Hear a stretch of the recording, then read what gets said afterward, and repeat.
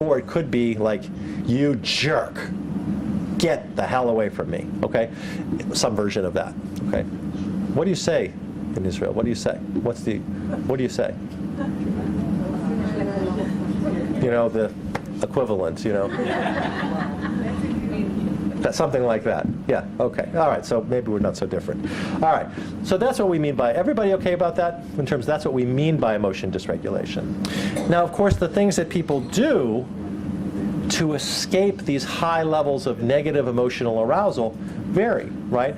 Now, that's different from different person to person. Like some of us, you know, like, you know, what do I say? You know, like if I cut myself, it would hurt. It wouldn't make me feel better. Okay, I mean, that's just me, okay? So what does that tell us about me and my emotional pain? Well, it tells me, A, I'm lucky I don't have that much emotional pain, right? I mean, seriously, because I probably have never had the kind of pain that many of my patients have every day. I probably have never had that much emotional pain. Okay, does that make sense? Because the idea, I mean, it never occurs to me to kill I mean, honestly, I'm not embarrassed to say this, but it's also true. It's like, it's never occurred to me to want to kill myself, okay? That's just not my thing. But I'm well capable of sitting on the sofa and kind of twitching at the end of the day on a lousy day, you know, just feeling crappy. Okay, does that make sense now? And with maybe loud music or something. Does that make sense now? That also tells us maybe that I don't maybe get that highly negatively aroused, and that probably means I have some skills. I probably catch myself before it gets up to 10. I probably catch myself at 6 or 7, and maybe I have skills to manage it. That's how we would think about it here anyway. Does that make sense? It also might mean that I have a really decent wife who like doesn't tweak me too much, and maybe is like kind and helpful and validating when I have a lousy day. Does that make sense? This is true, by the way, okay? It's a good guess, yeah. Huh? Good for me. It is good for me. It absolutely is good for me, absolutely. Okay. So, the person is focusing on the immediate reduction of arousal, regardless of the longer-term consequences, okay? It's a little bit like trying to put out a fire by throwing big pieces of wood on it, okay?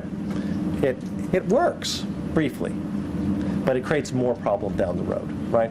So trying to deal with your pain, chronic pain, with narcotics is a little like that, right? It works briefly, but it actually creates all kinds of life problems later on, okay? Again, I'm talking about chronic, not something short-term.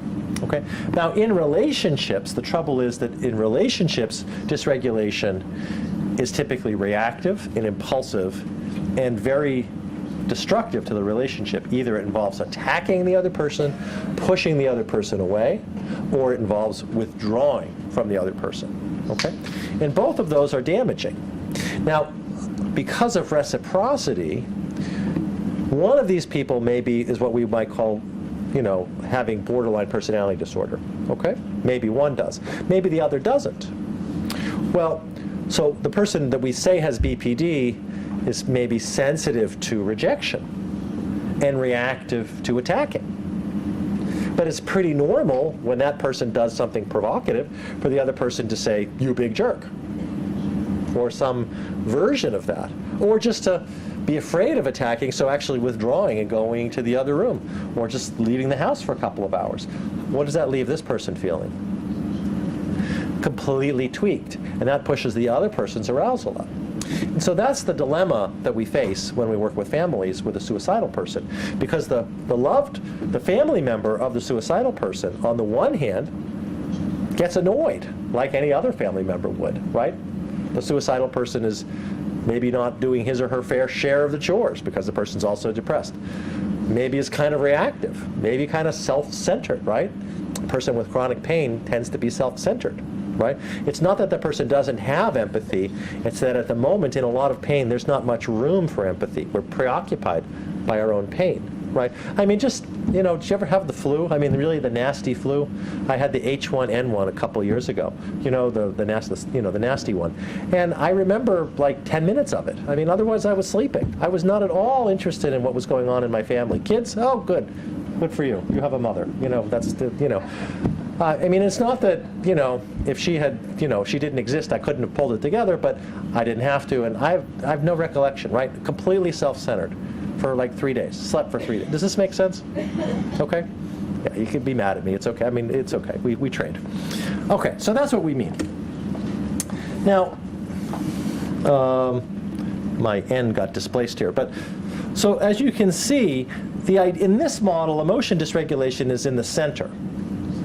And it both contributes to and is affected by other aspects of chronic dysregulation, like low self-esteem, problems in relationships, emotion about emotion, right? If I tend to have a lot of emotion and get out of control, I start to be afraid of getting a lot of emotion and being out of control, which of course makes me have more emotion and get more out of control, right?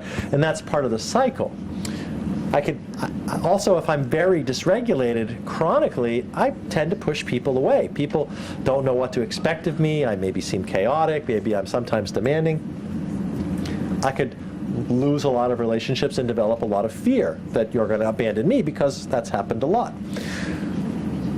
When people get high enough in their negative arousal, they lose their ability to think and problem solve. That's a fundamental fact in psychology, right? The Yerkes-Dodson upside down U, right? Arousal goes up, our performance gets better. Arousal keeps going up, our performance comes back down. We're too stressed to focus. Self-judgments, we get binary in our thinking when our arousal goes up. Things become good and bad, right and wrong, okay? And if I'm dysregulated and you're talking to me, either you're part of the solution or you're part of the problem. There's nothing else, right? And if it doesn't feel good, you're probably part of the problem. And you're probably going to get tired of soothing me after a while if I do this a lot. So you're going to become part of the problem pretty fast, okay? Not all the time, because our people, our folks who have BPD, when they're not dysregulated, can be extremely loving and empathic and validating and caring. I mean, it's not that they don't also have that. It's that when they're dysregulated, that's not what they're doing. It's not that they don't have that behavior in their repertoires. I believe they do. We see it all the time. But when they're dysregulated, that drops away. Guess what? That's true for all of us.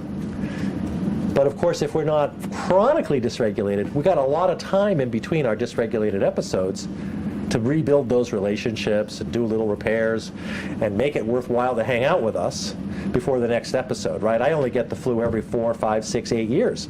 So if I'm out of commission for 3 days, my wife can live with that.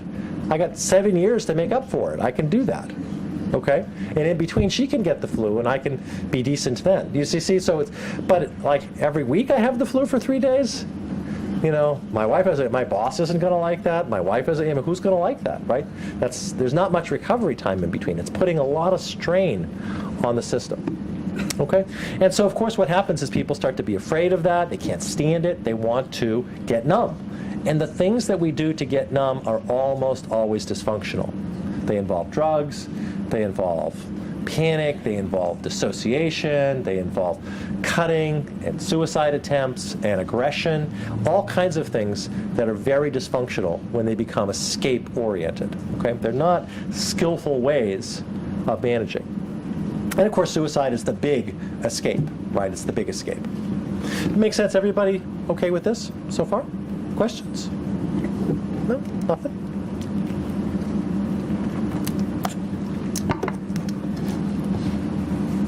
Okay, now, I think we generally in DBT refer to this, Marshall Linehan refers to this as a biopsychosocial model.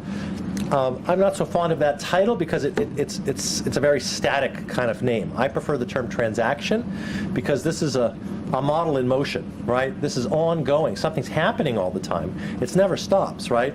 Even if you're not talking to the other person, even if you're not in the room with the other person, your absence is relevant to the other person if you have a relationship. Okay? So this is something that's ongoing.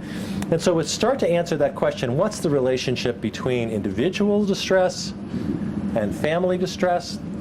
Individual person, when we talk about individual distress, we talk about dysregulation. And when we talk about the family, other people responding, we're going to talk about that as invalidating.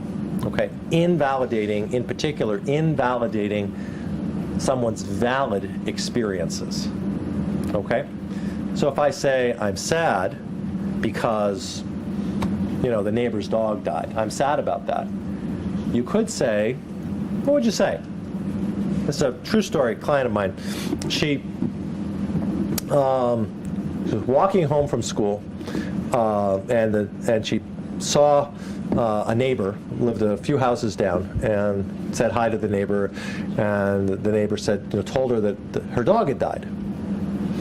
And she got home, and she was crying. She was tearful, and she said to her mother, the mother said, "What's the matter?" And she said, "Well, so-and-so's dog died."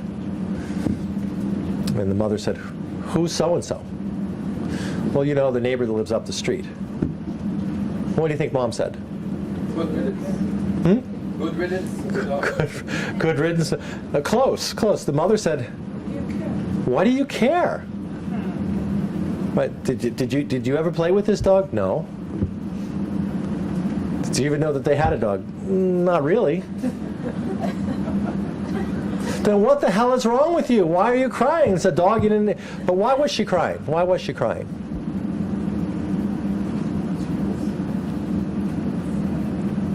You see? What? Because she was incredibly empathic. She was reacting to the person who did love the dog was very sad, and she had the skill of being sensitive, and she actually had been pretty validating to the neighbor that was not a good friend of anybody, just barely knew, but she didn't have the skill of stopping. So it just kept sitting there and getting bigger and bigger and bigger, and she just felt really sad and didn't know what to do with it, and started thinking, there's something wrong with me, I shouldn't be so sad. It wasn't my dog. She was, of course, in her head doing the same thing that her mother was doing when she got home. And then when her mother said, mother, of course, is totally loving and trying, says, this is not your concern. You should not be worried about the neighbor's dog. This is not the end of the world. You can't let these things bother you. Do you think that helped? No, of course not. She knew that, but that was invalidating. The fact, what she needed was somebody to say, okay, let me get this, to explain what happened, and how can we help you? How can I help you with the sadness? Have it, and then have it let it go. Because what she was good at taking the sadness in, and lousy at letting it out, letting it go. Okay, like we say Velcro on sadness. Okay, she could absorb it from other people. Exquisitely sensitive. Okay. Now, I have to tell you, there's a happy ending to this story. This story is now 15, this is a true story about a client. This particular client is now an extremely successful therapist, okay? Because what skills do good therapists need? Empathy skills, for heaven's sake, right? I mean, we better be good at that. This person was, like 99th percentile quality of empathy skills. But what she didn't have 15 years ago, which she developed as a combination of therapy and then training, was the ability to also let it go, titrate it, be able to have it, and then move on to the next thing. Does that make sense? Okay. And I think she's actually quite successful.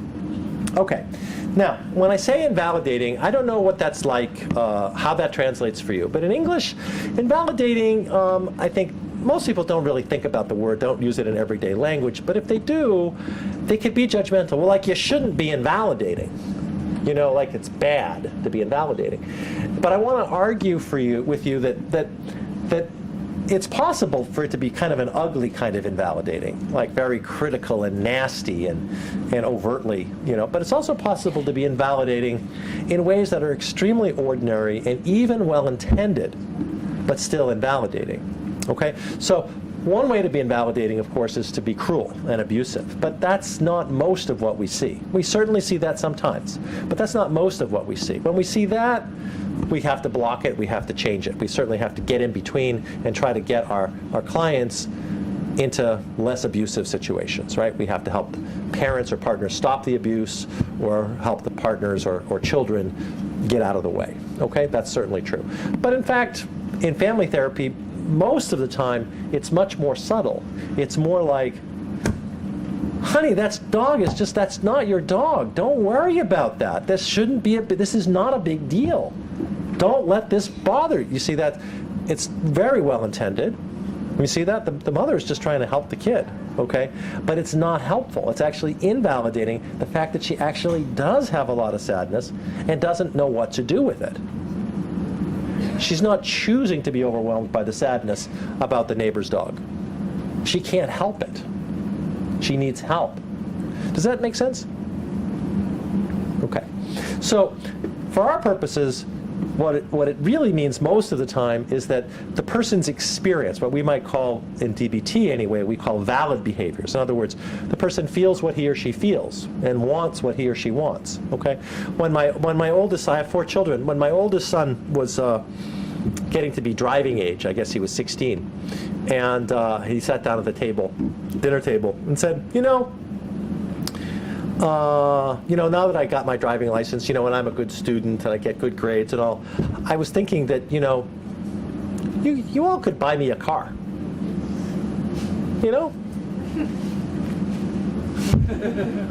Okay. Okay. Now, what do you think about that?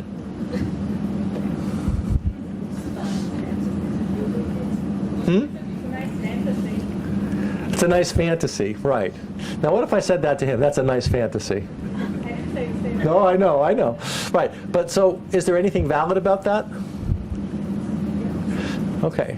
What if I said, like, that makes perfect sense?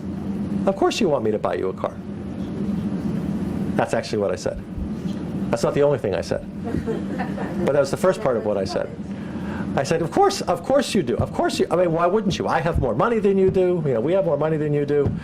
Okay, and what teenager, like in America anyway, doesn't want his or her parents to buy them a car? This is, and by the way, he had friends whose parents did buy them cars. That didn't happen to be us, but he did have friends whose parents were buying them cars. And so I said, yeah, of course you do. That makes perfect sense. But I'm sorry, Sam, we're not going to buy you a car. If you want a car, you're going to have to buy it yourself. Okay? Do you see that they can both be true? Just because it's reasonable to want it doesn't mean we have to give it. They're two independent things. Okay? Now, a lot of parents have trouble with that. If it's reasonable for him to want it, then I should do it. Well, no, they're two completely different things, right? I would like to, have you all give me lots of money so I don't have to work the rest of it. That's actually not true. I like working, but I wouldn't mind having the money, and I could work a little less. That wouldn't be bad. So so you're about to give me, each of you give me 5% of your income for the rest of your life to support me? Just because, is it reasonable to want that? Yeah, I'm not expecting it. I'm not holding my breath, okay? So, you see, so we can do both things, okay? So, in invalidating family environments, what the person wants gets invalidated, or the person's experience gets invalidated. Like this teenage girl's sadness about the dog was invalidated. She shouldn't feel sad about it. But she did feel sad about it. So, of course, if she does, then she should. She does. So she should. Because she does. You see that? It's just reality. So, all right, so that's a problem. And then sometimes in really dysfunctional situations, we get so used to dysfunction that we don't respond as though it's dysfunctional anymore. We just, oh, she only cut herself and doesn't need stitches. Oh, okay. Instead of, oh my, you cut yourself, doesn't need stitches. Okay, so what? If one of my kids told me they were sticking pins under their fingernails, okay, that's not, particularly medically dangerous, but that's not really normal. But if you're in a family where, I've tried to kill myself many times, I've got scars up and down my arms and legs, and now I'm sticking a pin under my fingernail, it's like, oh, that's not so bad. Do you see how that's actually pretty invalidating? By validating something invalid. It's actually a pretty dysfunctional thing to do. It may in fact be less dangerous, and that might be part of the conversation, but the bigger part is it's still dysfunctional. It still represents a lot of pain, and we've got to help you manage that pain in a different way. Okay? So we'll come back to this. So the simple version is that in this transaction, when one person has high negative emotional arousal, gets high enough, accurate expression goes down. Okay, can you see that? So let me give you an example. So it's the middle of, I don't know, anybody have teenagers or ever have teenage children? Who's got teenagers? Okay. The rest of you have been a teenager. You know what teenagers look like. You know what they act like. Okay, so what time, 16-year-old, what time do they need to be home on not a school night, What time?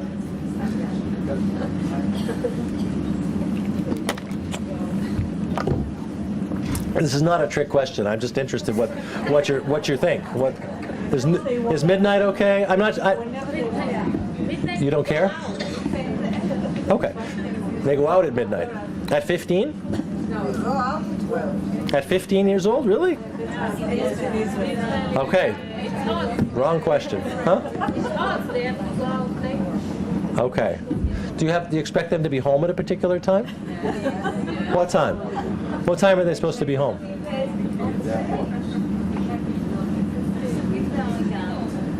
Yeah, 14, 15. We got some kids are going out at midnight, other kids are coming home at 10. Okay. Yeah, it depends. Well, I'm saying young middle. All right, my kids, 15, home by midnight. Okay. Can you tolerate that? All right. I'm making this story up. My kids actually never, well, sort of making it up. Anyway, so imagine one of my kids is supposed to be home at midnight. Went out with friends. Okay, told me where he was going, and so I go to bed. Right? What time do I go to bed? I don't know, whatever time. I go to bed at 11. But, there's I don't know, as a parent, there's kind of a half an ear waiting, to hear the kid come in.